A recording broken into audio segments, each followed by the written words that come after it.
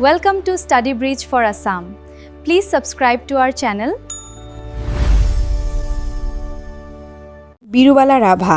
1 number তলত দিয়া প্ৰশ্নসমূহৰ উত্তৰটো বাছি উলিওৱা। ক নম্বৰ কাৰ গাত পৰিয়ে বাহু লৈছিল বুলি দেওধনীয়ে মংগল চাই কৈছিল? উত্তৰ হ'ব ক নম্বৰ ধৰ্মেশ্বৰ ৰাভাৰ গাত পৰিয়ে। খ নম্বৰত আছে অসম ডাইনী অপৰাধ আইন কেতিয়া প্ৰণয়ন কৰা হৈছিল? ইয়াৰ পৰা সঠিক উত্তৰ হ'ব 2015 খ্ৰীষ্টাব্দত। তাৰপিছত 2 নম্বৰ তলত দিয়া প্ৰশ্নকেইটাৰ উত্তৰ কোৱা আৰু লিখা। ক নম্বৰ বিৰুবালা ৰাভাক কেনেধৰণৰ স্বভাৱে সকলোকে আকৰ্ষিত কৰিছিল? উত্তৰ হ'ব বিৰুবালা ৰাভাৰ নম্ৰতা, সহানুভূতি আৰু সাহসে সকলোকে আকৰ্ষিত কৰিছিল। খ নম্বৰ বিৰুবালা কিয় শিক্ষকক প্ৰিয় ছাত্ৰী আছিল? উত্তৰ হ'ব সি পঢ়াত আগ্ৰহী আৰু মনোযোগী ছাত্ৰ আছিল বুলি শিক্ষকে তেওঁক ভাল পাইছিল।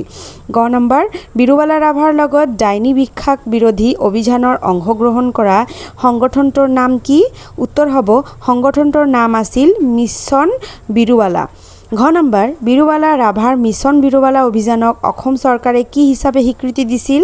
ইয়াৰ উত্তৰ হ'ব অসম চৰকাৰে মিছন বিৰুবালাক এক সচেতনতা অভিযান হিচাপে স্বীকৃতি দিছিল।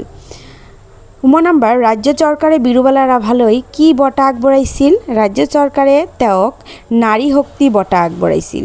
চ নম্বৰ ভাৰত চৰকাৰে বিৰুবালা ৰাভাক কি সন্মান যাচিছিল? উত্তৰ ভাৰত চৰকাৰে তেওঁক পদ্মশ্ৰী বঁটাৰে সন্মানিত কৰিছিল।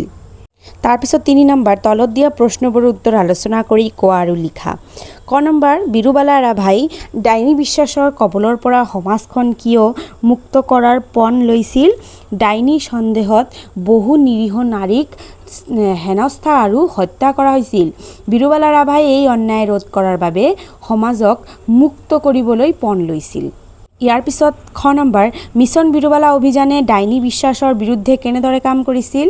ইয়াৰ উত্তৰ এই অভিযানে গাঁও চহৰত গাইডেড আলোচনা, সভা সন্মিলন, নাটক যোগে লোকক সচেতন কৰি অন্ধবিশ্বাস দূৰ কৰিবলৈ চেষ্টা কৰিছিল। 4 নম্বৰ বিৰুবালা ৰাভাৰ জীৱনৰ বিষয়ে 10টা বাক্য লিখা। বিৰুবালা ৰাভা অসমৰ এটা গাঁৱত জন্মগ্ৰহণ কৰিছিল। 2 নম্বৰ তেওঁ শৈশৱতেই সামাজিক অবিচাৰৰ সৈতে পৰিচিত হৈছিল। 3 নম্বৰ তেওঁ শিক্ষাৰ বাবে অধিক আগ্ৰহী আছিল। ইয়াৰ পিছত 4 নম্বৰ ডাইনী সন্দেহত মহিলাৰ ওপৰত হোৱা অত্যাচাৰ তেওঁ আন্দোলনলৈ অনুপ্ৰাণিত কৰে। 5 নম্বৰ তেওঁ মিছন বিৰুবালা নামৰ এক সংগঠন গঠন কৰে। 6 নম্বৰ এই সংগঠনৰ ডাইনী বিশ্বাস বিৰোধী সচেতনতাৰ কাম কৰিছিল। 7 নম্বৰ তেওঁ অসমত বহু ঠাইত গাইডেড আলোচনা আৰু সচেতনতা সভা আয়োজন কৰিছিল। 8 নম্বৰ ৰাজ্য চৰকাৰে তেওঁক নাৰী শক্তি বঁটা প্ৰদান কৰিছিল। 9 নম্বৰ কেন্দ্ৰীয় চৰকাৰে তেওঁক পদ্মশ্ৰী সন্মান দিয়ে। 10 নম্বৰ বিৰুবালা ৰাভা সমাজৰ অন্ধবিশ্বাসৰ বিৰুদ্ধে সাহসিকতাৰ প্ৰতীক। ইয়াৰ পিছত আছে 5 নম্বৰ অন্ধবিশ্বাসে মানুহক কিদৰে বিপদত পেলায়? দলত আলোচনা কৰা। উত্তৰ অন্ধবিশ্বাসে মানুহক বিজ্ঞান আৰু যুক্তিবোধৰ পৰা আঁতৰি লৈ যায়। বহু সময়ত এই বিশ্বাসৰ বাবে নিৰীহ মানুহক ডাইনী বুলি হেনস্থা কৰা হয়, শাৰীৰিকভাৱে কষ্ট দিয়া হয় আৰু কেতিয়াবা মৃত্যুৰো সন্মুখীন কৰা হয়। ই সমাজত ভয় আৰু অনাস্থাৰ সৃষ্টি কৰে। সেয়ে অন্ধবিশ্বাস বিৰুদ্ধে শিক্ষাৰে প্ৰতিহত হ'ব লাগিব। এইখিনি আছিল এইখন চেপ্টাৰৰ কুৱেশ্যন আনচাৰ। আশা ৰাখিলোঁ তোমালোকৰ কামত আহিব। লগতে চেনেলখন like, comment, share and subscribe কৰিব।